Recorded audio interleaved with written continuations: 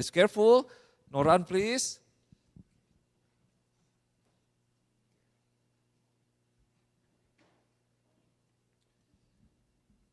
Oke, selamat sore Bapak Ibu Saudara yang kasih Tuhan. Satu kali lagi kita siapkan hati kita untuk mendengarkan firman Tuhan ya.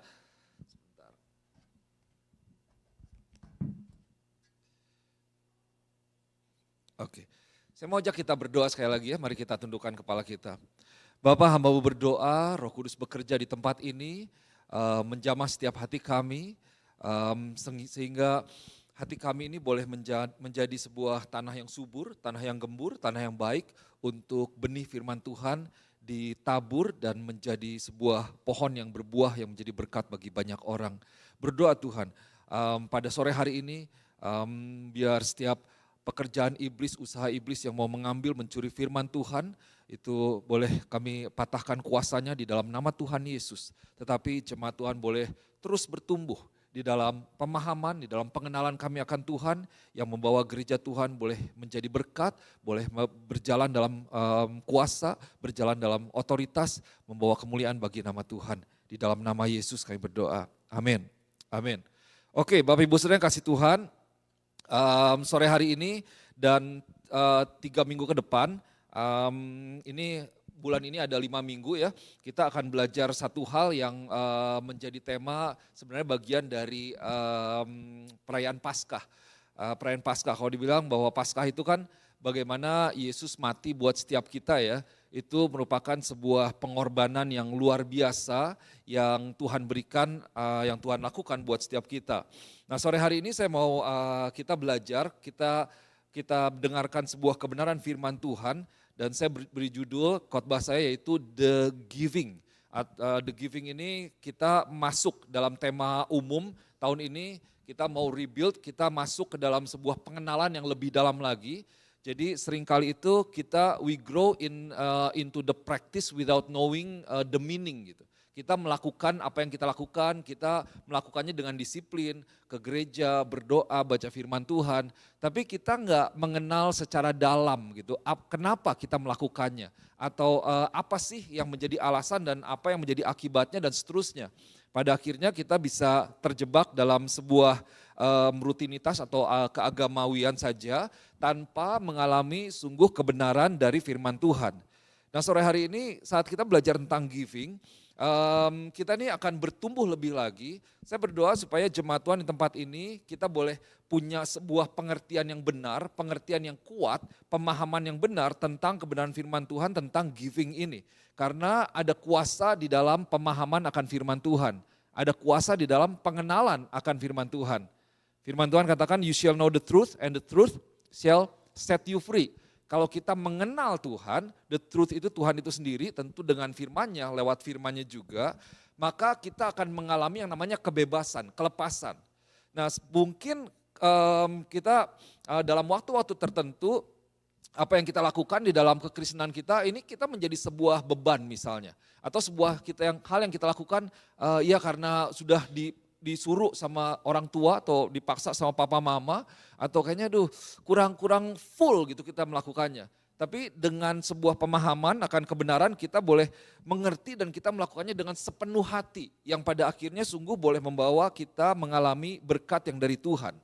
Nah, saudara lihat di sini saya akan sampaikan tentang yang namanya the giving. Nah, ini the issue of giving. Giving ini tentang apa? Dan fokus pada hari ini saya akan sampaikan tentang yang namanya giving dalam hal money or possession. Jadi saya akan banyak bicara tentang, saya nggak tabu, kita akan lihat bagaimana Alkitab itu mengajarkan tentang uang. Karena giving itu ini bukan giving money sekarang, bukan giving time, tapi giving about material giving atau pada intinya tentang uang.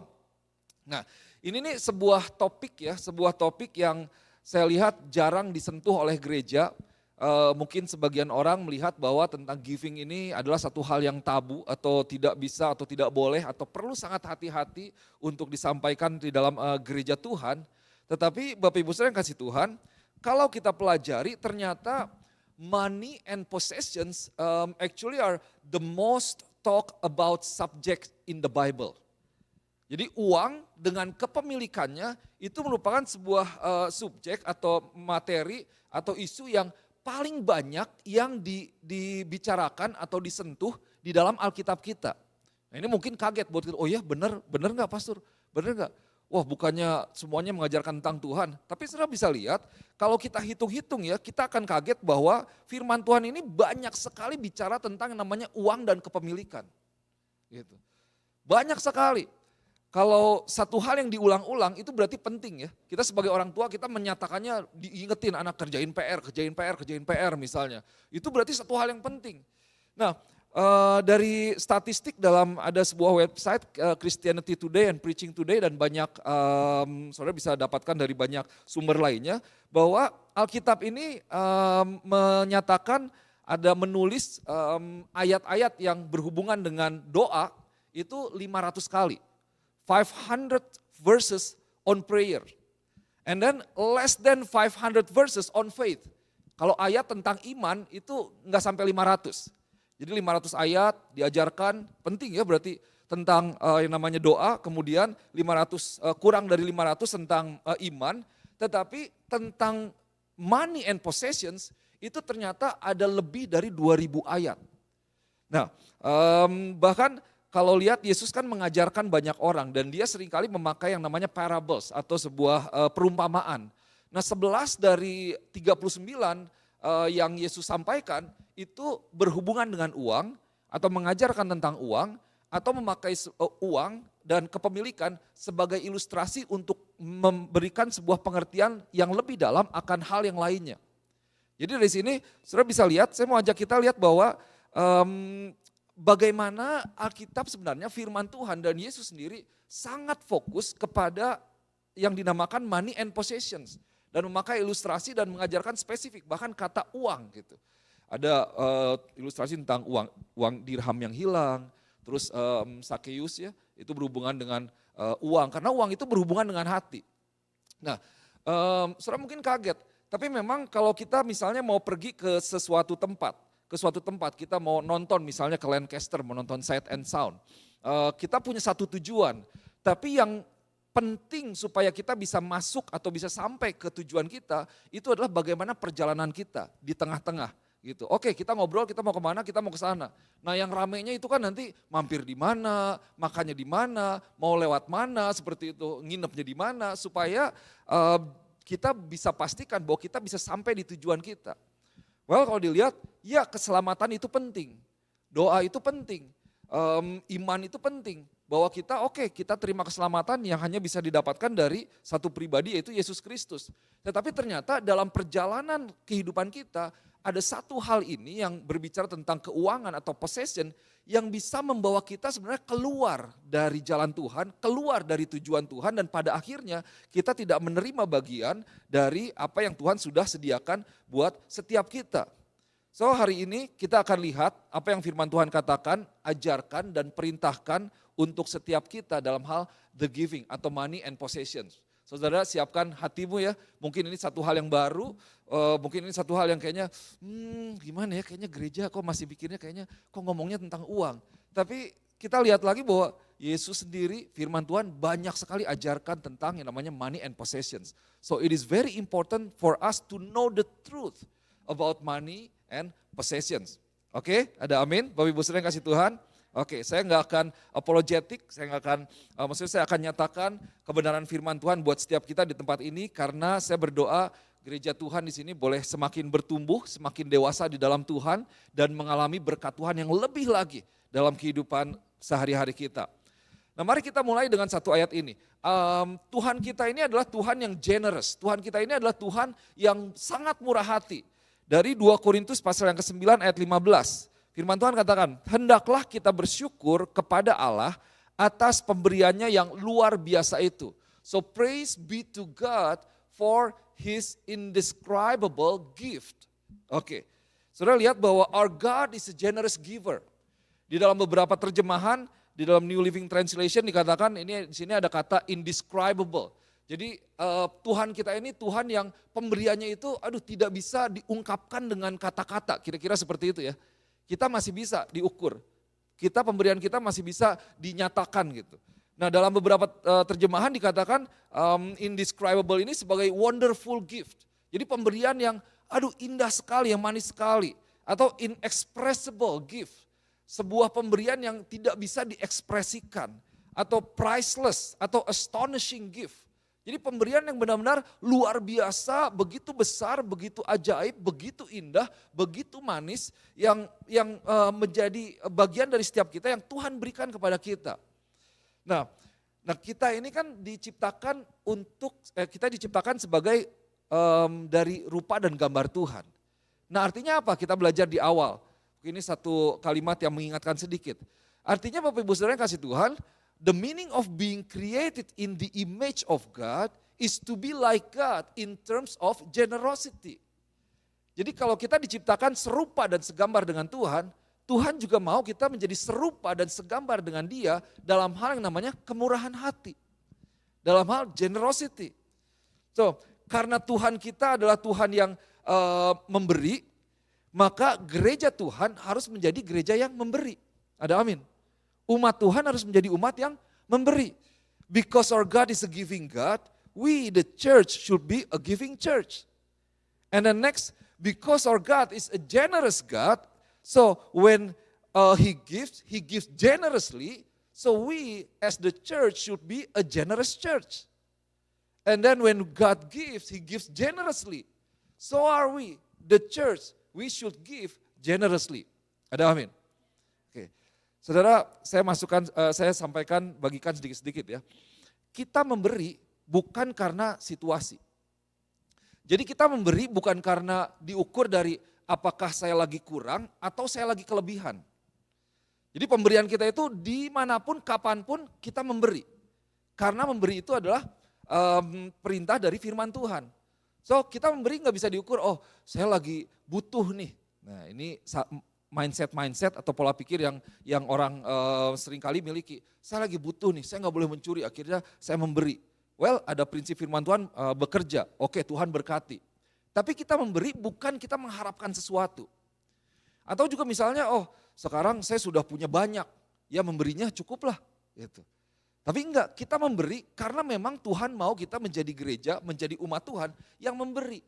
Kenapa? Karena Tuhan kita adalah Tuhan yang memberi. He's a giving God, He's a generous God. So we as the church, we should give and then we should give generously. Oke, berikutnya kita lihat. Di dalam Lukas pasal yang ke-16, Luke chapter 16 verse 13. Di sini Yesus katakan seperti ini, Yesus ajarkan seperti ini. Seorang hamba tidak dapat mengabdi kepada dua tuan. Karena jika demikian ia akan membenci yang seorang dan mengasihi yang lain. Atau ia akan setia kepada yang seorang dan tidak mengindahkan yang lain. Kamu tidak dapat mengabdi kepada Allah dan kepada Mammon. Saya bacakan yang dari The Living Bible ya. For neither you nor anyone else can serve two masters. You will hate one and show your loyalty to the other. Or else the other way around. You will be enthusiastic about one and despise the other. You cannot serve both God and money. Wah, Yesus ini membuat sebuah pernyataan, sebuah garis yang sangat tegas di sini. Kita pikir, wah Yesus bold banget ya, tough banget, keras sekali dalam mengambil sebuah pernyataan ini, menyatakan kebenaran ini, bahwa you cannot serve both. Jadi ini bukan sebuah hal yang bisa kita pilih dua-duanya gitu. You cannot stand on two boats. Kita nggak bisa berdiri di atas dua perahu, kita tidak bisa melayani dua masters. Dalam arti setiap kita dihadapkan kepada sebuah pilihan. Apakah kita mau melayani Tuhan atau kita melayani Mammon atau melayani namanya uang. Nah Yesus katakan dengan jelas, ini tough statement dari Tuhan. Kenapa? Saudara pikir kenapa ya? Kok Tuhan membawa jelas sekali, menyatakan sebuah hal yang jelas sekali. Ini bukan, you should serve God more and then money less. Tapi Yesus bilang you cannot, kamu tidak bisa melayani dua tuan. Tidak bisa melayani Tuhan dan tidak bisa melayani yang namanya Mammon. Nah kenapa? Saudara yang kasih Tuhan, our relationship with God will be deeply impacted by our relationship with money. Bahwa ternyata hubungan kita dengan Tuhan itu sangat dipengaruhi oleh hubungan kita dengan bagaimana hati kita terhadap uang kita. Karena kalau hati kita terpaut kepada uang, maka kita tidak akan bisa full terpaut kepada Tuhan. Nah, buktinya apa? Contohnya, dalam kondisi-kondisi kritis misalnya, dalam kondisi kritis kita menaruh kepercayaan kita terhadap siapa? Saudara pernah pasti saya percaya berada dalam sebuah kondisi di mana engkau sangat perlu uang. Betul ya? Engkau sangat membutuhkan. Wah, sekarang pun membutuhkan, siapa yang gak perlu ya? Semuanya membutuhkan. Tapi dalam kondisi kritis, bahkan ketika engkau sangat perlu, coba siapa yang engkau cari lebih dulu? Keputusan apa yang engkau ambil lebih dulu? Yang menjadi prioritasmu. Kalau kita melihat bahwa uang itu adalah solusi, maka kita akan mencari uang. Dan kita mengesampingkan Tuhan. Oke. Saudara perlu uang, terus ada tawaran. Pemahamanmu yang akan membawa kepada keputusanmu itu memperlihatkan sebenarnya siapa yang kau layani. Kalau kita melihat Tuhan yang menjadi solusi, maka kita akan mencari Tuhan terlebih dahulu, tidak meninggalkan Tuhan. Contoh yang sederhana, Bapak Ibu sekalian kasih Tuhan dan saya mau encourage, saya mengingatkan, jangan pernah tinggalkan ibadah untuk yang namanya overtime. Overtime itu tambahan kan berarti, benar ya? Tambahan. Nah apalagi dalam kondisi kita butuh nih. Kalau kita nggak butuh, ya udah oke apalagi ya. Nah tapi kalau dalam kita butuh, nah di sini yang ditentukan bahwa you cannot serve two masters. Dalam arti siapa yang kau cari terlebih dahulu? Kepada siapa engkau menggantungkan pengharapanmu? Wah ini ada kesempatan nih. Ada kesempatan untuk mendapatkan lebih. Tapi dengan engkau mengambil tindakan, engkau meninggalkan Tuhan, itu menunjukkan bahwa ternyata fokusmu bukan kepada Tuhan. So, saudara bisa lihat bahwa uang ternyata dengan kepemilikan itu adalah sebuah subjek atau topik yang sangat penting. Maka dari itu firman Tuhan bahkan Yesus sendiri menaruh penekanan yang begitu luar biasa tentang uang. So, that's the reason why the Bible and Jesus put so much emphasis on the subject of money and possessions. So mari kita boleh punya sebuah pemahaman yang benar, sebuah pengertian yang benar. Ternyata memang dari banyak yang Yesus katakan, perumpamaan yang Yesus katakan, saudara bisa lihat bahwa pada akhirnya itu menunjukkan kepada siapa hati dari orang tersebut. Yesus berbicara kepada seorang anak yang kaya. Anak yang kaya ini katakan bahwa Tuhan saya mau mengikut engkau, tapi gimana? Harta saya banyak. Well, jual hartamu, kepemilikanmu, bagi-bagikan kepada semua orang, baru ikut aku. Waduh, di situ berhenti tuh, agak berat. Itu bicara tentang apa sebenarnya? Tentang hati. Kalau hati kita ke Tuhan, itu mungkin bukan menjadi satu hal yang berat. Dengan Sakius, dengan yang lainnya sebagai macam, banyak contoh. Itu menunjukkan bagaimana hati kita. Nah mari kita punya sebuah pemahaman yang benar. Let's have the right understanding. From the book of Psalms, chapter 24, verse 1 and 2. Mazmur 24 ayat 1 sampai 2. Mazmur Daud, Tuhanlah yang empunya bumi serta segala isinya dan dunia serta yang diam di dalamnya. Sebab dialah yang mendasarkannya di atas lautan dan menegakkannya di atas sungai-sungai. The earth and everything in it, the world and its inhabitants belong to the Lord. For he laid its foundation on the seas and established it on the rivers. So, firman Tuhan katanya the earth and everything. Everything itu saudara tahu artinya apa? Everything. Semua ya, semua dunia dengan segala isinya itu adalah milik Tuhan, punyanya Tuhan. Nah ini sebuah mindset yang perlu kita miliki. Bahwa semua yang Tuhan percayakan, nah Tuhan percayakan. Sebenarnya Tuhan berikan, Tuhan percayakan kepada kita. Bahwa yang pertama, God is the owner of everything. God is the owner, everything belongs to God. So God is the owner of everything including our money, our possessions and everything basically. Our families, our children, our father, mother and everything. Everything belongs to God. Nah yang kedua berarti dari sini Kalau Tuhan yang memiliki semuanya, berarti siapa kita? Nah, kita ini adalah steward. Kita ini adalah orang-orang yang mengelola, pengelola. Tugas kita sebagai pengelola adalah memanage atau mengelola apa yang menjadi milik Tuhan. Bukan memiliki apa yang Tuhan berikan kepada kita. Bukan untuk menutup semuanya menjadi hanya milik kita. Jadi Tuhan memberikan, Tuhan mempercayakan kepada kita supaya lewat kita bisa menjadi berkat buat orang lain. Nah, ini satu pemahaman dasar yang perlu kita miliki, that the earth and everything, inhabitants, everything in it belongs to God. So let's remember that God is the owner of everything and we are the managers. We are the steward. Kita adalah pengelola yang dari Tuhan untuk memaksimalkan, mengembangkan apa yang Tuhan percayakan kepada kita. Oke, dengan pemahaman seperti ini bisa menentukan kemana kita akan berjalan. Nah, sekarang mari kita masuk ke dalam sebuah the reason why. Kenapa sih kita perlu memberi di dalam ibadah kita? Why do we give as we come together? So previously we learned about coming together. Sebelumnya kita belajar tentang datang bersama-sama. Tapi kenapa kita memberi? Kenapa kita memberi ketika kita datang bersama-sama? Atau dalam konteks hari ini, kenapa kita memberi ketika kita datang dalam ibadah hari Minggu misalnya? Kenapa sih ngasih persembahan? Kenapa sih kita memberikan perpuluhan, kita memberikan yang lain-lainnya? Ini saudara nanti bisa ajarkan juga kepada anak-anak kita ya, supaya mereka juga bisa mengalami hidup yang penuh berkat dari Tuhan. So, yang pertama dari Ulangan pasal 16 ayat 16 sampai 17, dikatakan seperti ini. 3 kali setahun setiap orang laki-laki di antaramu harus menghadap hadirat Tuhan Allahmu ke tempat yang akan dipilihnya. Yakni pada hari roti tidak beragi, pada hari raya 7 minggu, pada hari raya pondok daun. Janganlah ia menghadap hadirat Tuhan dengan tangan hampa. Tetapi masing-masing dengan sekedar persembahan sesuai dengan berkat yang diberikan kepadamu oleh Allahmu. Dan di sini kita bisa lihat di ayat yang ke-16, kalimat yang terakhir dikatakan bahwa no one should appear before the Lord empty-handed. Each of you must bring a gift in proportion to the way the Lord your God has blessed you.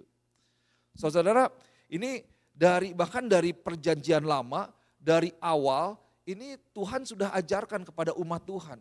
Bahwa kalau kamu datang ke rumah Tuhan, kamu beribadah kepada Tuhan, jangan datang dengan tangan hampa. Tapi masing-masing harus membawa sesuatu. So, Tuhan pada waktu itu, God expects the church to bring something. To give something to the Lord. And if you read this correctly ya, it is the expectation is to give something monetarily. Membawa suatu persembahan. Persembahan yang fisik ya, mungkin dulu bawa domba, yang punya uang bawa uang begitu. Tapi ini bukan berbicara tentang membawa diri untuk memberikan waktu dan tenaga. Tapi berbicara tentang satu hal yang benar-benar dibawa, satu kepemilikan yang dibawa kepada Tuhan. So, kemudian kita masuk lagi, kita mengerti lebih lagi di sini, each of you must bring a gift in proportion. Oke. In proportion to the way the Lord your God has blessed you. Sejauh mana kita memberi? Berapa yang kita beri? Kita nggak ngomong tentang amount-nya atau berapa dolarnya atau berapa rupiahnya misalnya atau berapa uangnya. Tetapi pengertiannya seperti ini, bahwa Tuhan ini tidak berharap untuk kita memberi lebih dari yang kita miliki. Oke, Tuhan adil dong. God does not expect us to give more than we can. But we will be blessed when we give cheerfully, sacrificially, and joyfully. And according to our proportion. Tuhan gak mengharapkan kita untuk membeli lebih dari yang kita punya. Maka dari itu sebenarnya waktu awal kita mau taruh pemberian bisa lewat website gitu ya. Yang satu kita pikirkan, kita gak mau untuk umat Tuhan memberi pakai kredit card. Jadi jangan demi poin, lumayan demi poin gitu ya. Karena udah rutin nih lumayan kalau sebulan, setahun gitu kan pakai kredit card. Enggak. Karena kita mau dari yang namanya ya kalau sekarang dari checking account-nya. Dari apa yang kita punya, bukan dari apa yang gak kita punya. Kayaknya keren tuh, wah beri mungkin ada kelihatan, wah ini kasihnya. Tapi maksudnya seperti ini, Tuhan mau kita memberi dari yang kita punya, dari yang sudah dipercayakan kepada kita oleh Tuhan. according to the proportion that God has blessed you. Nah, balik lagi, kalau di sini dikatakan bahwa ini semua orang, no one, tidak ada seorang pun yang datang dengan tangan kosong. Maksudnya siapa? Ini berarti setiap kita, siapapun kita, dimanapun kondisi kita, apapun situasi kita, Tuhan mau kita datang dengan membawa sesuatu untuk Tuhan. Ini yang tadi saya sampaikan. Jadi saudara, ini bukan berarti engkau memberi ketika engkau sudah punya, sudah diberkati.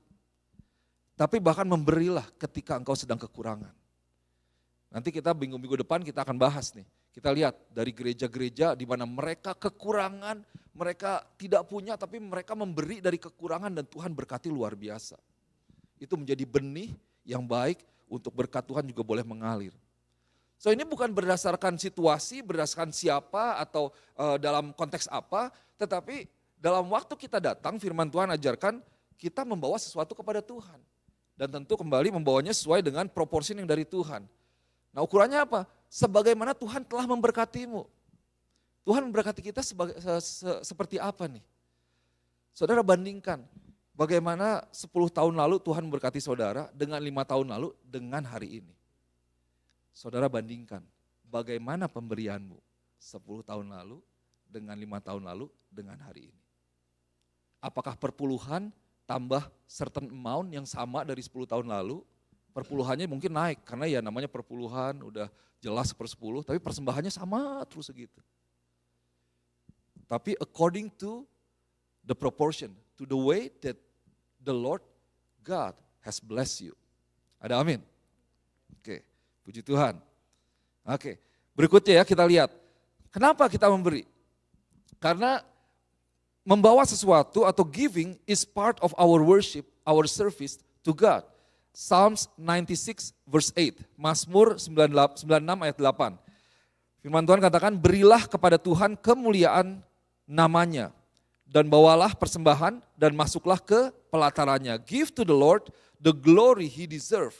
Waktu kita datang beribadah, memuji menyembah Tuhan, and then bring your offering and come into his courts. Saudara bisa lihat bahwa giving and offering itu adalah part of our worship to God. Memberi itu adalah bagian yang menjadi kesatuan dalam kehidupan jemaat pada waktu itu sebagai bagian penyembahan pujian mereka kepada Tuhan. Mereka membawa offering kepada Tuhan.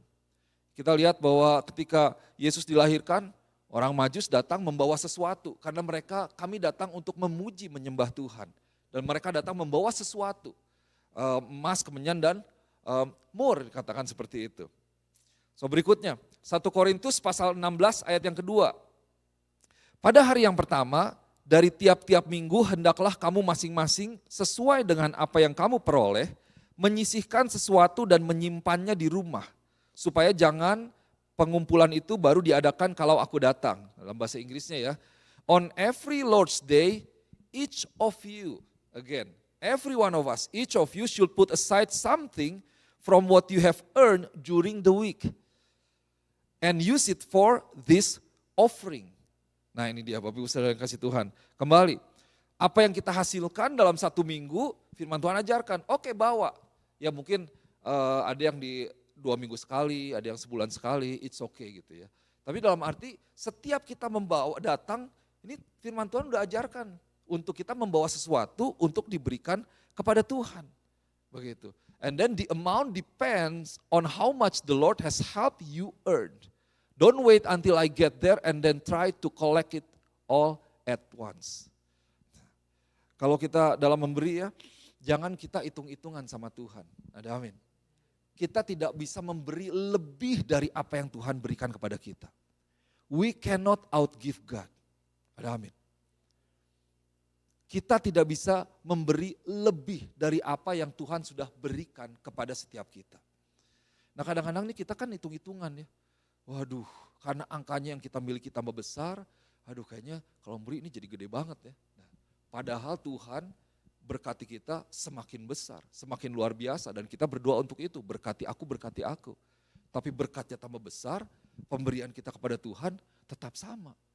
Nah, kalau kita pelajari ini maksudnya berarti according to its proportion. Bagaimana Tuhan memberkati kita, demikianlah kita juga harus bertumbuh di dalam giving kita. Oke, now we are talking about giving. Ini spesifik isu, spesifik topik yang kita belajar pada sore hari ini. Nah, saya nggak akan panjang-panjang, kemudian ini di 1 Korintus 16 ayat yang kedua, kemudian kita lihat satu ayat terakhir dari 2 Korintus pasal yang ke-8 ayat yang ke-1 sampai 9, tapi di sini kita akan lihat hanya ayat yang ke-7. Ini kalau di Alkitab saudara lihat di yang aplikasinya juga, mungkin di beberapa terjemahan itu ditulis encouragement to give generously.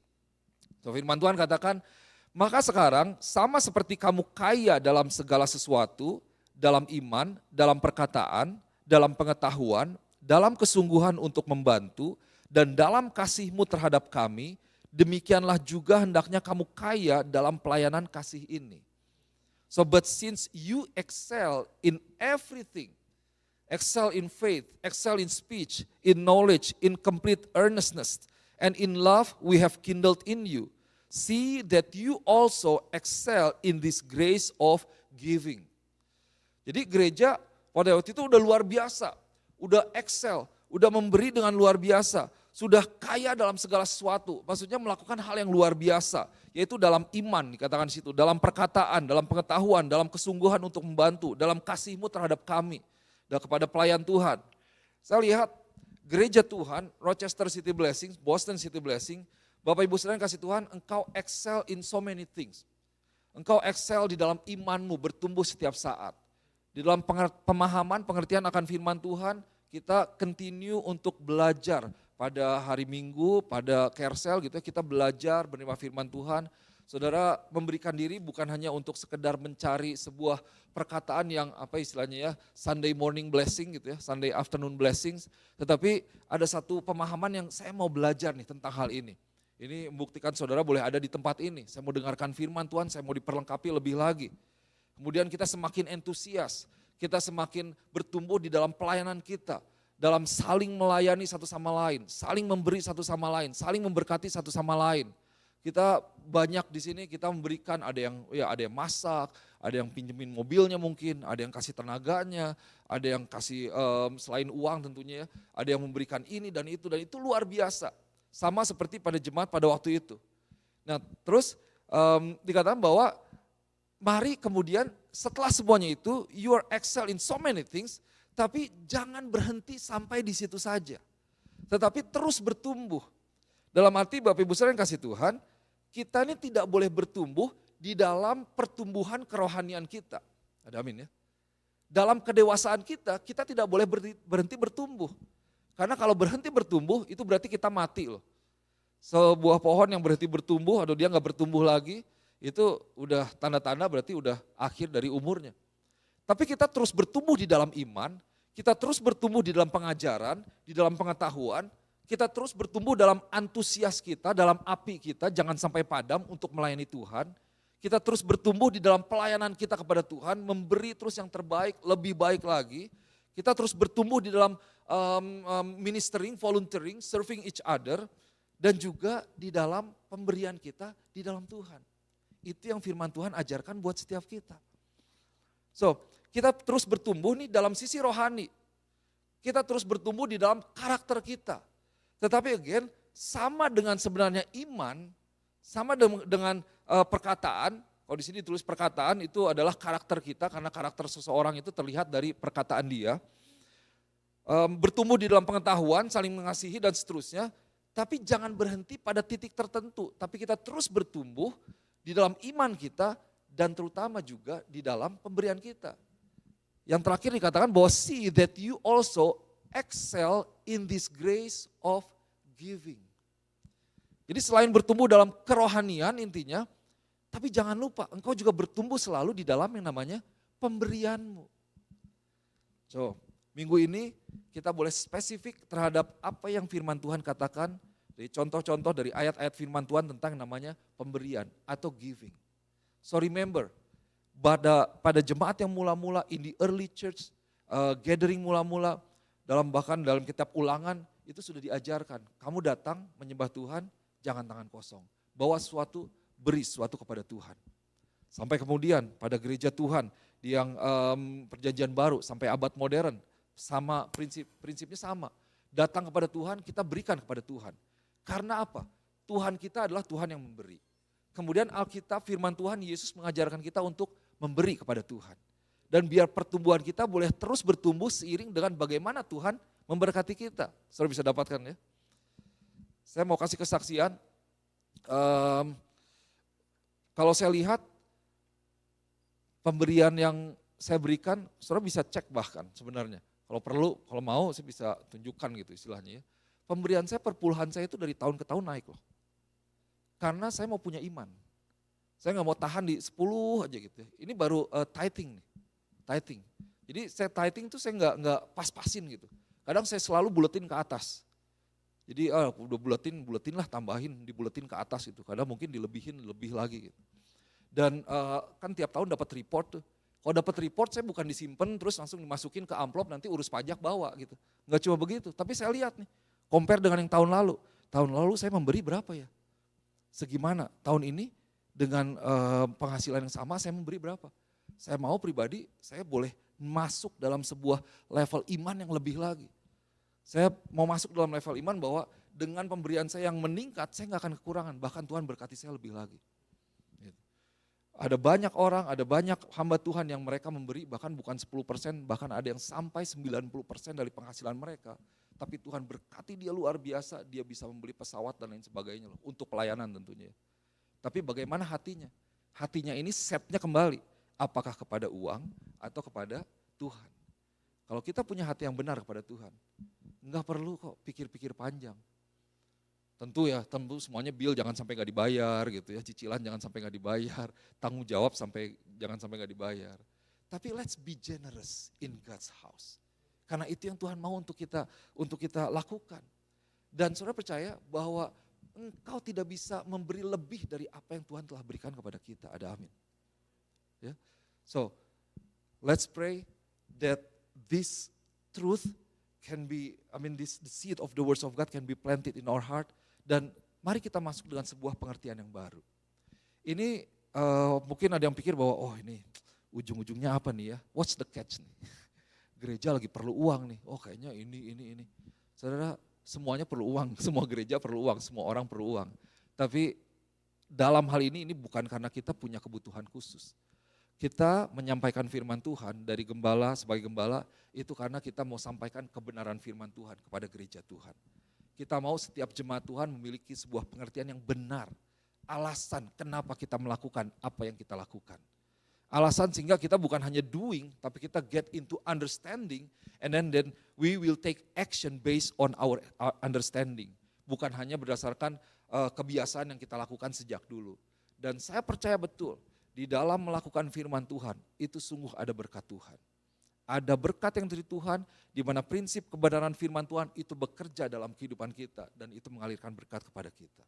So let's give, not because of pressure, not because I need something, or because I want to